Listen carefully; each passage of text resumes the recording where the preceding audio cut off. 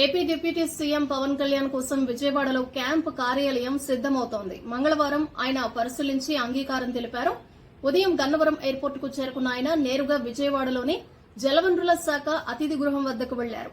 Deputy CM కు ఉన్నతాధికారులు స్వాగతం పలికారు. ఆ తర్వాత పోలీసు సిబ్బంది నుంచి గౌరవ వందనం స్వీకరించారు. మంగళగిరి ప్రజల సమస్యలు తెలుసుకుని వారికి అండగా నిలిచేందుకు నిర్వహిస్తున్న ప్రజా దర్బార్ కార్యక్రమానికి మంచి స్పందన లభిస్తోందని మంత్రి నారా లోకేష్ అన్నారు. నియోజకవర్గంలో నెలకొన్న అనేక సమస్యలపై తనకు పూర్తిస్థాయి అవగాహన వస్తోందని ఆయన ఎక్స్ ద్వారా వెల్లడించారు. అమరావతిలో అడుగుపెట్టిన డిప్యూటీ సీఎం పవన్ కళ్యాణ్ కు రాజధాని ప్రాంత రైతుల నుంచి ఘన స్వాగతం లభించింది. సీడ్ యాక్సెస్ రోడ్డు వద్దకు వాహన శ్రేణి చేరుకోగానే భారీ గజమాలతో పవన్ ను సత్కరించారు. వెంకటపాలెం నుంచి మందడం వరకు దారి పొడుగునా ప్రజలు పూలు చల్లుతూ నీరాజనాలు పలికారు. ఏపీ అసెంబ్లీ సమావేశాల తేదీలో మార్పు జరిగింది. ఈ నెల 21 నుంచి నిర్వహించాలని రాష్ట్ర ప్రభుత్వం నిర్ణయించింది.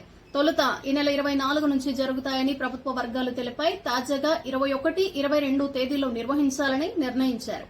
ఈ సమావేశాల్లో సభ్యుల ప్రమాణ స్వీకారం, శాసనసభ స్పీకర్, డిప్యూటీ స్పీకర్ ఎన్నిక జరగనుంది.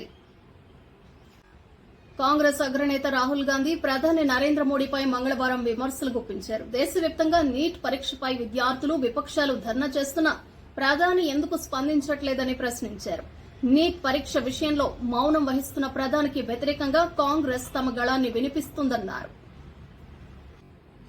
భద్రాద్రి, యాదాద్రి విద్యుత్ ప్లాంట్, ఛత్తీస్గఢ్ విద్యుత్ కొనుగోళ్ల వ్యవహారంపై జస్టిస్ నరసింహారెడ్డి కమిషన్ విచారణ కొనసాగుతోంది.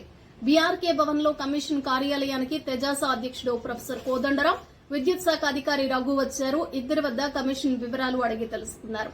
అనంతరం కోదండరాం మీడియాతో మాట్లాడారు. గత ప్రభుత్వం తీసుకున్న అన్ని నిర్ణయాలను సమర్థించుకునే ప్రయత్నం చేస్తున్నారని అన్నారు. చట్టం ప్రకారం అందరూ నడుచుకోవాలన్నారు.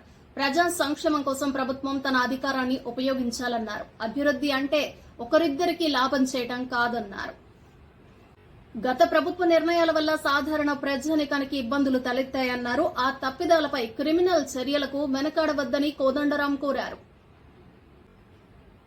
ప్రముఖ పుణ్యక్షేత్రం యాదాద్రిలో గిరి ప్రదక్షిణ వైభవంగా జరిగింది. స్వామి జన్మ నక్షత్రం స్వాతి సందర్భంగా మంగళవారం ఉదయం నిర్వహించిన ఈ కార్యక్రమంలో భారీ సంఖ్యలో భక్తులు పాల్గొన్నారు. ప్రభుత్వ విప్ ఆలేరు ఎమ్మెల్యే బిర్లా ఐలయ్య, ఆలయ ఈవో భాస్కర్రావు సమక్షంలో వైకుంఠ ద్వారం వద్ద ప్రత్యేక పూజలు నిర్వహించారు. పౌర సరఫరాల శాఖ ద్వారా పేదలకు సరఫరా చేసే సరుకుల పంపిణీలో మోసం చేసిన వారిపై కేసులు నమోదు చేసి కఠిన చర్యలు తీసుకుంటామని పౌర సరఫరాల శాఖ మంత్రి నాదెండ్ల మనోహర్ స్పష్టం చేశారు. సరుకుల తూకాల్లో అక్రమాలకు పాల్పడిన వారు సహా వారి వెనక ఉన్నవారిని వదిలిపెట్టేది లేదు.